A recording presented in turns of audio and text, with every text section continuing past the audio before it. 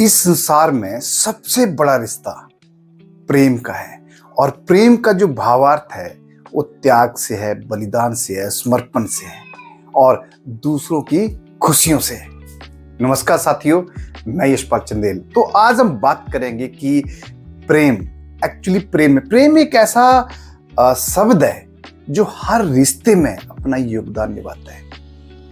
चाहे आपका अपने माता पिता से लगाव है, आपका अपने साथी से लगाव है, आपका अपने बच्चों से लगाव है, लेकिन हमें प्रेम की परिभाषा को समझने की जरूरत है। ये एक्चुअली में प्रेम है क्या? जब दो लोग आपस में आते हैं और एक दूसरे से प्रभावित होते हैं, क्या वो प्रेम है? अगर ये प्रभाव प्रेम है तो फिर दो लोगों में तलाक क्यों होता है? दो दोस्तों में जो टकराव होता है वो क्यों होता है? माता पिता और बच्चों में टकराव क्यों होता है अगर वो प्रेम है? साथियों, हमें समझना पड़ेगा कि लगाव और प्रेम ये दो एक ही सिक्के के दो अलग अलग पहलू हैं। प्रेम होता नहीं है, मैं जो समझता हूं कि प्रेम हो नहीं सकता है। प्रेम का जो अस्तित्व है वो त्याग से है, वो बलिदान से है।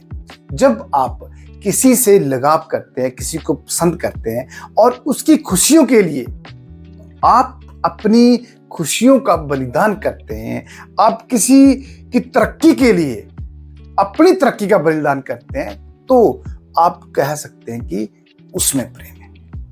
क्योंकि हमें अक्सर अपने व्यक्तिगत स्वार्थ की दृष्टि से जब हम अपने आप को देखते हैं तो वहां प्रेम हो ही नहीं सकता है।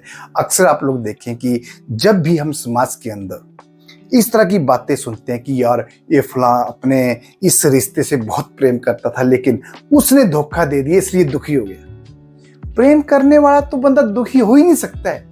जिसके अंदर प्रेम भाव है, मैं तो ये मानता हूं कि उसका जो चित्त है वो हमेशा प्रसन्न रहेगा, हमेशा हैप्पी रहेगा। ये बात हमें समझने की जरूरत है। आज अगर समाज को खुशहाल करना है, परिवार को खुशहाल करना है, इस राष्ट्र को खुशहाल करना है, तो हमें इस प्रेम को समझने की आवश्यकता है। प्रेम करने की जरूरत है, प्रेम को निभाने की जरूरत है। आज देखिए आपकी कई बार ऐसा भी होता है कि एक लड़का एक लड़की के ऊपर तेजाब फेंक देता है। क्यों? क्योंकि वो बोलता है कि मैं इससे बहुत प्रेम करता हूं और ये मेरे से प्रेम नहीं करती है। साथियों, ये कैसा प्रेम है? ये प्रेम हो ही नहीं सकता है।